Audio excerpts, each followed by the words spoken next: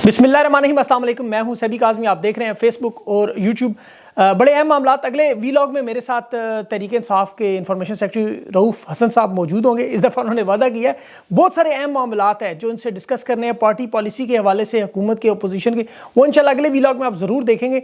अभी एक और बड़ा इस्तीफ़ा आने वाला है। सुप्रीम कोर्ट में इस वक्त शदीद हलचल मची हुई है और जजेस जो है अदालतें खोलने को तैयार है अपने ही चीफ जस्टिस के खिलाफ। क्या बगावत होने वाली है? काजी फायद साहब पहली दफ़ा कपड़ों में, अपने जो जजेस के कपड़े उनके बगैर मैदान में आ गए और धांधली का दिफा कर रहे हैं। मामला लेकिन बहुत आगे बढ़ चुका है। उनकी चेंबर में जजेस का इजलास, चीफ इलेक्शन कमिश्नर ने इलेक्शन कमीशन का हंगामी इजलास बुला लिया, सूमोटो एक्शन लेने की बातें हो रही हैं। मीडिया में पहली दफ़ा इमरान खान की हमायत शुरू होगी, तस्वीर नज़र आने लगी। मरियम नवाज़ की वज़ारत आला के ख्वाहिशात दम तोड़ती हुई नज़र आ रही हैं और इस्तीफ़ों की एक बरसात होने जा रही है। क्या इलेक्शन कालअदम होने जा रहे हैं? नून लीग ने जब सिस्टम चलाने की बजाय, आपको पता है क्या पीछे हटने की बात है, ये इस्तीफा इस गेम का हिस्सा है जो मुल्क को मजीद बहरान में मुब्तला करेंगी। सारा मामला क्या है? और अभी जो सहूलतकारों पर इल्ज़ाम लगना था, उन्होंने, कंपनी ने अपने हाथ खड़े कर लिए, अपने आप को गेम से बाहर निकाल लिया। मलबा क्या सिर्फ काजी फायज पे और मुंशी सरदार सुल्तान पर फेंका जा रहा है अवाम की, लेकिन ये बहुत बड़ी जीत है। आज लगता है रात पंजाब बाजी ले जाएगा और ये बहुत बड़ा एहतजाज, बहुत बड़ा रेला पूरे पाकिस्तान में। लोग इस वक्त सड़कों पर, गिरफ्तारियां भी हो रही हैं। सलमान अकरम, राजा अली भुट्टर, इनको गिरफ्तार किया, नामालूम मकामात पर मुंतकिल किया। शेर अफजल को गिरफ्तार करने की कोशिश हुई, लेकिन बहुत सारे मामला हैं। मैं उस पर तफसील से बात करता हूँ। सबसे पहले अहम खबर जो रावलपिंडी, लियाकत अली चट्ठा का इस्तीफा और एतराफ़ जुर्म। 13 लोगों को धांधली करके, जिन्होंने 70-70, 80-80 हज़ार की लीड से जितवाया, मतलब, और पीटीआई को हराया गया। इतराफ़ किया उन्होंने, मातहतों को मैंने हुक्म दिया, ये नहीं करना चाहिए था और इलेक्शन कमिश्नर और चीफ जस्टिस को इसकी सज़ा मिलनी चाहिए। बेज़ाब्तगियों का लफ्ज़ इन्होंने इस्तेमाल नहीं किया। इन्होंने कहा 70-70, 80 हज़ार की लीड से जाली मोहरें लगवा कर मैंने जितवाया। और ये एतराफ़ जुर्म कह रहे हैं। उनके अपनी रातों की नींद उड़ गई, ज़मीर का बहुत बड़ा बोझ था। और ख़ुद उन्होंने बताया कि जाली मोहरें कैसे लगाती रही, कौन कौन लगाता रहा, कहाँ कहाँ लगाता रहा, किसको जितवाते रहे, ये तमाम तफसीलात पूरे इलेक्शन की। लेकिन साथ साथ माफ़ी भी मांगी रिटर्निंग अफसरान, और अपने जो किस तरह डिस्ट्रिक्ट रिटर्निंग अफसरान हैं उनके बयानात अभी आने वाले हैं। और उसके बाद फिर अचानक सीसीपी और रावलपिंडी ने लियाकत अली चट्ठा को गिरफ्तार किया, नामालूम मुकाम पर मुंतकिल। ये डिप्टी कमिश्नर हैं, याद रखें। इनके वालिद जो है वजीराबाद से जीते थे और वहाँ भी धांधली के इल्ज़ाम लगे। इनकी रिटायरमेंट में 2 हफ्ते रह गए हैं सिर्फ, और इनकी पूरी सर्विस जितनी भी गुजरी है और उसकी पेंशन बड़ी ठीक ठाक किस्म की बरात है, बड़े बेनिफिट्स हैं, वो सब कुछ इन्होंने दाव पे लगा के आज क्यों सामने आए। और इनकी अगर आप माजी देखें तो बड़ी अच्छी शोहरत, सरगोदा के डिप्टी कमिश्नर भी रहे, फिर स्कूलों में, अस्पतालों की कारकर्दगी, पिंडी में भी इन्होंने बड़े अच्छे काम किए, बड़े अरसे से मौजूद हैं। और मज़े की अगर आपको बात बताऊँ, नून लीग के बड़े करीब है। शहबाज शरीफ इन्हें बड़ा पसंद करते थे, ईमानदार अफसर के तौर पर ये मशहूर है। वैसे मरियम नवाज़ ने अभी हाल ही में इनके बारे में एक बहुत बड़ी ट्वीट की कि कमिश्नर रावलपिंडी लियाकत चट्ठा पाकिस्तान का सरमाया है और इमरान खान की मुल्क दुश्मन सोच इनके खिलाफ जो है अक्कासी करती है। ज़रा अंदाज़ा करें कि कमिश्नर, और आमतौर पे जो लोग कहते हैं ना इनकी वैल्यू नहीं होती, ब्यूरोक्रेसी में औकात नहीं होती, उन्हें अंदाज़ा नहीं। ये जो लोग डीएमजी से आते हैं, पीएमएस से आते हैं, ये सबसे ताकतवर ओहदा जो होता है वो कमिश्नर का, डिवीजन का। और याद रखें, ये जो डिवीजन है रावलपिंडी, ये सबसे अहम थी। यहाँ तो चिड़िया और कबूतर भी पर नहीं मार सकता इनके हुक्म के बगैर। और इंतखाबी अमल में कहते हैं शरीक नहीं होते, लेकिन इनकी मातहत इंतजामिया जो है ज़िले में, डिस्ट्रिक्ट रिटर्निंग अफसर है, रिटर्निंग अफसर, वो सारे इनके अंडर आते हैं नीचे। और जो अहकामात मिलते हैं वो बराह रास्त कमिश्नर को मिलते हैं और उसके बाद वो डिस्ट्रिक्ट रिटर्निंग अफसरान और रिटर्निंग अफसरान तक पहुंचाता है।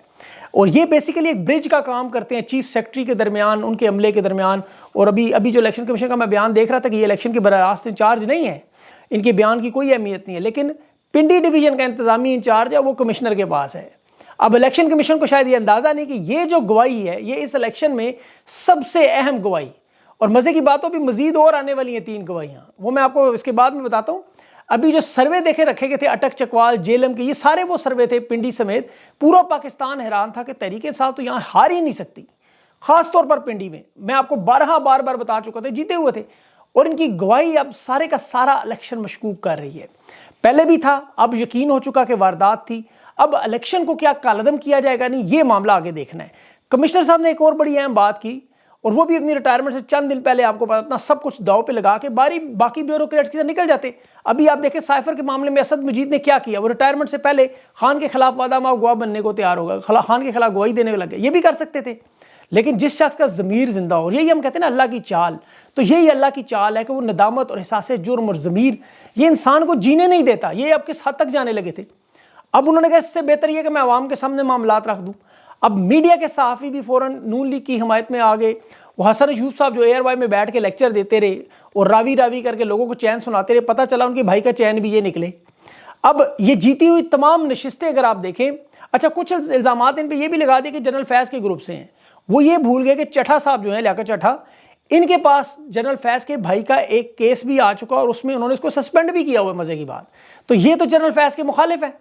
अब मलिक रियाज के ऊपर इल्ज़ाम लगाना कि ये उसके अहलकार हैं या जनरल फैज़ के हैं, ये तो पिंडी जैसे अहम स्टेशन पे ऐसे लोगों को लगाया ही नहीं जाता। फिर कुछ इन्होंने इल्ज़ाम लगा दिया नफसियाती मसाइल है, ज़हनी मसाइल है। अब 12 दिन रिटायरमेंट में लगे, आज पता चला इनको मसाइल है। वो गलीज़ा माफ़ कीजिएगा, जो गरीदा फारूकी साहब हैं, वो 4 हाथ आगे निकली, कहते जी तो PTI के टिकर पर मुंतखब जो MNA अहमद चट्ठा साहब उनके कज़न हैं। ये बात भी गलत साबित हुई। हाफजाबाद से ये और उनके भाई बिशारत चट्ठा नून लीग के यूनियन कौंसिल के चेयरमैन रहे, खुद माजी में शहबाज शरीफ के करीबी थे। हमजा शहबाज तो उनके घर भी जाता रहा, बड़े फेवरेट अफसर थे, ईमानदार थे, बड़ी इज्जत करते थे सब लोग उसकी। अब 10 दिन के बाद इन्हें ख्याल आया, ये अब्दुल क़य्यूम सिद्दीकी साहब फरमा रहे थे कि जी रिपोर्टर है कि ये भी ज़हनी मरीज़ थे, 50,000 की वोट तो सियासी मुखालिफिन ने इल्ज़ाम नहीं लगाया, इनके सियासी अज़ाइम हैं। 10 दिन खामोश। तब पूछा जाए, अगर 10 दिन की खामोशी की बात करें तो नून लीग 10 दिन से फॉर्म 45 ही जमा करवा दे, वो क्यों खामोश बैठे हुए हैं? और यहाँ पे जिन सीटों के बारे में इन्होंने बात की कि 13 नशिस्तें हैं, वो 6 रावलपिंडी की हैं, 2 चकवाल की, 1 तलागां की, 1 अटक की, 1 मरी की और 1 जेलम की। अब यहाँ देखें 13 की 13 नशिस्तों पर तहरीक इंसाफ के उम्मीदवार हारे हुए हैं। और उन लोगों अगर आप नाम देखें तो NA 51 से लेके NA 61 तक उसामा साहब हैं, कमरुल इस्लाम है, बैरिस्टर अकील है, हनीफ अब्बासी हैं, दानियाल चौधरी हैं, ताहिर इकबाल है, गुलाम अब्बास हैं, बिलाल अजहर कियानी है, चौधरी फ़रुख लतीफ़ हैं। ये वो तमाम नशिस्तें हैं कि जो कौमी असम्बली की नशिस्तों पर ये लोग जीत चुके हैं। अब अगर आप इस मज़े की बात तो अगर बताऊँ कि 70,000 की इन्होंने बात की, लीड से हराया गया, तो उसकी तस्दीक हल्का NA 49 अटक में आप अगर देखें, शेख आफ्ताब 65,000 वोटों से जो वो हार रहा था, से 10,000 मिले और वो 75,000 की लीड से जीत गया। तो ये वही सबूत है जो काजी साहब मांग रहे हैं अभी। अब इस्तीफे के बाद भूचाल तो आना शुरू हो गया। अब सबसे पहला भूचाल जो आया वो तो आया सुप्रीम कोर्ट में, वहाँ जजेस ने अपने चीफ जस्टिस का नाम सुन के अदालत खोलने का मुतालबा कर दिया। काजी साहब फ़ौरन विदाउट यूनिफॉर्म, मतलब कपड़े, वो जजेस के बगैर ही पहुँच गए। धांधली पे कहते हैं ठीक है, इल्ज़ाम लगाना आपका हक है, सबूत पेश करें। अब काजी साहब से यहाँ सबसे पहला सवाल तो ये बनता है कि आपने बल्ले का निशान तहरीक इंसाफ को छीना, पाकिस्तान के आइन को कत्ल किया। अब सारे के सारे सबूत इन्हें मिलेंगे। इनके 3 फैसले आप सिर्फ देख लें जो इन्होंने किए इन इलेक्शंस के मामलात पर, कि जुडिशरी से रिटर्निंग अफसरान ने लिए, ब्यूरोक्रेसी से लिए, वो पहले ब्यूरोक्रेसी वाले फट गए। उसके बाद इन्होंने देखे बला छीना, फिर इन्होंने लेवल प्लेइंग फील्ड के नाम पे जो पटिशन पे तहरीक इंसाफ की किया, वो सब देख रहे थे, दुनिया ने देख लिया। आज ये कह रहे हैं इदारों को तबाह ना करें, इलेक्शन से मेरा कोई तल्लक नहीं, केस सोमवार को लगा हुआ है, मैं उसमें फैसला करूंगा। कोई ये बताए कि इल्ज़ाम पे कैसे आप इल्ज़ाम तो खान पे भी इन्होंने लगाए थे ऐसे ही सारे। इलेक्शन कहते हैं जी करवाना इलेक्शन कमीशन की जिम्मेदारी है, लेकिन सारी जिम्मेदारी आपने दी है उन्हें। अब आम इंतखाबात का मामला अभी पेशावर हाई कोर्ट में भी है, वहाँ 6 जजेस इस इलेक्शन ट्रिब्यूनल की समाअत कर रहे हैं। अभी आप देखिएगा वहाँ से क्या क्या निकलता है। अभी कमिश्नर रावलपिंडी के जो इल्ज़ामात हैं उस पर काजी साहब के चेम्बर में फिर मुशावरती भी शुरू होगी, और इसमें जस्टिस मुनीब अख्तर, यया अफरीदी साहब, जस्टिस आयशा मलिक हैं और अतर मिनुल्लाह, ये सारे शामिल। अब अतर मिनुल्लाह को निकाला तो फिर मामला ख़राब होगा। अभी ये जायज़ा लेंगे और इसमें असल सिर्फ जायज़ा ये कि अस खुद नोटिस लें या ना लें, यहाँ से सारी वारदात आपके सामने खुल के आ जाएगी, क्योंकि काजी फायद साहब का नाम आ रहा है। अब देखें जियो पे और इन तमाम चैनल्स पे जो रिपोर्टिंग हो रही है उसमें उनका नाम सेंसर कर दिया, बीप लगा दी। अब आमतौर पर बीप या तो कोई गाली या कोई गलीज़ बात उस पर लगाते हैं, इन्होंने काजी फायद साहब के नाम पे लगा दी, लेकिन चीफ इलेक्शन कमिश्नर के नाम की खैर है। तो ये मामला समझ आ रहा है कि इसको प्रोटेक्ट करना है। अभी चूंकि अली अमीन गंडापुर ने, जो खैबर पख्तूनख्वा का नामजद वज़ीर आला है, उसने जो बयान दिया, जो जो इस्लाह नहीं करेगा वो कानून के मुताबिक सज़ा के लिए तैयार है, अपना किबला दुरुस्त करें, तो उस हमने बड़ा जुल्म बर्दाश्त कर लिया। अब देखिए कहने की देर है, उसके बाद ये अचानक आपको ये सारे बदलते हुए नज़र आएंगे।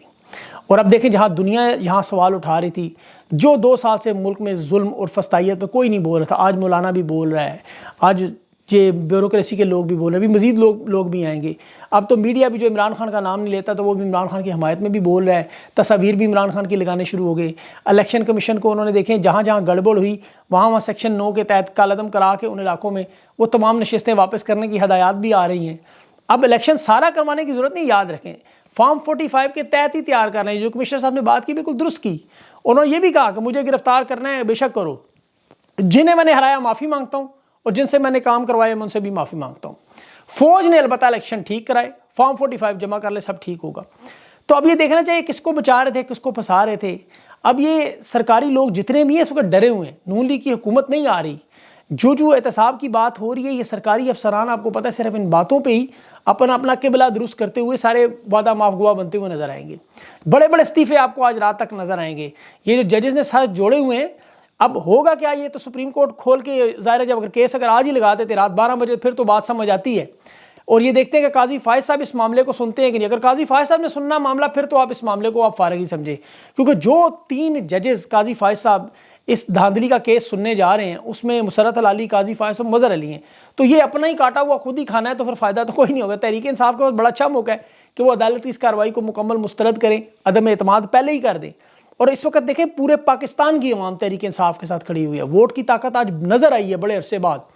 आज इमरान खान जिस तरह तमाम चैनल्स पर तस्वीर नज़र आ रही है, अब वो नहीं रोक सके। मैं आपको तो मीडिया ने कल भी बगावत कर दी, जजेस ने भी बगावत कर दी है। अभी पेशावर से लेकर पिंडी तक, लाहौर तक, जहाँ जहाँ आवाम आपको नज़र आ रही है। और सबसे ज़्यादा अभी मुझे कराची में इतने ज़्यादा लोग नज़र नहीं आए। और दूसरा, मुझे बार एसोसिएशन से अभी सलमान अकरम राजा जैसे शख्स को गिरफ्तार किया गया और इनका जो बार एसोसिएशन और वकला, इनका बड़ा मायूस कुन किरदार नज़र आया। अली भुट्टर, उसे वो भी वकील है, उसे भी गिरफ्तार किया गया। या तो ये इकट्ठे होकर सारे निकले, वरना इस तरह एक एक करके बारी बारी सबको गिरफ्तार करेंगे। पुलिस तो कह रही है इनको छोड़ दिया दोनों को, लेकिन जो दोनों पता नहीं, जहाँ तक खबरें हैं वो नामालूम मुकाम तक इन्होंने कहीं मुंतकिल कर दी है। और शेर अफजल मरवत में भी गिरफ्तारी की कोशिश की, वहाँ कारकुनान ने रुकवा दिया। अब कराची में सबसे ज़्यादा मैंडेट चोरी है, वहाँ पे उस तरह की हलचल नज़र नहीं आ रही जिस तरह इस्लामाबाद में आज रिकॉर्ड लगा हुआ है, पेशावर में आज, जहाँ जहाँ आप नज़र मारे लोग ही लोग। ताकतवरों का शहर, सबसे ज़्यादा खौफ यहाँ था, लोगों ने खौफ जूती की नोक पे रखा हुआ। अब ज़रा फैसलाबाद चेक करें, पंजाब चेक करें, पूरा पाकिस्तान इस वक्त एक नुक्ते पर नज़र आ रहा है कि वो धांधली से अपनी वोट चोरी नहीं होने देंगे। और ये बड़ा अहम मामला है। अब इसके साथ साथ जो एक और बड़ा एक इशू जिस पे एमरजेंसी और मेरे अजीज़ हमवतनों की बाज़गश्त की जो एकोइंग कहती हैं बातें सुनाई जा रही हैं, उस पर देखें इमरान खान का मौका तो पहले से रेल लगाना है तो लगाओ, आपके पास ताकत तो मौजूद है, बंदूक भी मौजूद है। लेकिन ग्राउंड में हालात भी ज़रा देख लें, बलूचिस्तान के देख लें, खैबर पख्तूनख्वा के देख लें, पंजाब के देख लें। यहाँ लोग खान के साथ खड़े हैं, गांव देहात गोट, पूरा पंजाब, कराची समेत सब जगह तमाम की तमाम ये नशिस्तें जो 2/3 खान जीता है, लोग उसके साथ खड़े हैं। और ये जो उनके मालिकान है, ये भी याद रखें, अभी डोनाल्ड ट्रंप जीत के आना है, उसने वैसे भी बाइडन की हुकूमत आखिरी सांसों पे। तो ये ताकतवर ग्रुपों के अंदर जो बेचैनी चल रही है, ये भी अपने जेहन में रखें कि इनके अंदर जो लोग हैं वो भी पंजाब और केपी से हैं। काजी साहब सोशल मीडिया नहीं देखते, मानते हैं, लेकिन ये लोग सब देखते हैं। इनके रिश्तेदार भी देखते हैं, पड़ोसी भी देखते हैं, दोस्त भी देखते हैं, अहले खाना भी देखते हैं, इनके नौकर भी देखते हैं। तो वो सारी मालूमात उन्हें पता चलती हैं। यहाँ पे कोई ऐसा एडवेंचर करने की कोशिश की गई तो मामला मजीद ख़राब हो जाएगा। अभी तो देखें फजल रहमान सामने आया, कमिश्नर रावलपिंडी सामने आया। अभी जब ये बड़े बड़े और आपको लोग नज़र आएंगे अवाम के। अच्छा, यहाँ पे कुछ लोग ये भी कह रहे थे कि आज चूँकि तहरीक इंसाफ का प्रोटेस्ट था, बहुत बड़ा मामला था, खबरों में सबसे बड़ी सुर्खियाँ यही होनी चाहिए थी, सबसे बड़ा मामला यही होना चाहिए था। इन्होंने कमिश्नर रावलपिंडी को एक ऐसे मौके पर लॉन्च किया और इसमें से इन्होंने 2-3 मकासद पूरे किए कि जी एक तो कंपनी का नाम हटा दें बिल्कुल, कि वो तो इसमें बिल्कुल शामिल ही नहीं, सारे का सारा इल्ज़ाम काजी फायज़ पे डाल दें या चीफ इलेक्शन कमिश्नर पे। उस पर तो पहले भी इल्ज़ाम लगे हुए हैं, सब जानते हैं वो कौन है। तो इस मामले को वो कोशिश कर रहे थे कि किसी तरह क्लियर कर लें उनका नाम और फिर लोगों की तवज्जो इस प्रोटेस्ट से हटा लें। ये मेरे ख्याल में बिल्कुल काम नहीं करेगी, जिनकी सोच भी ऐसी है। लोगों ने, अवाम ने बाहर निकलना ही उसी मकसद के लिए। ये इलेक्शन जो कमिश्नर रावलपिंडी है, ये मामला भी अवाम के साथ है। इसे पता है 12 दिन बाद अवाम बन जाना है इसने भी।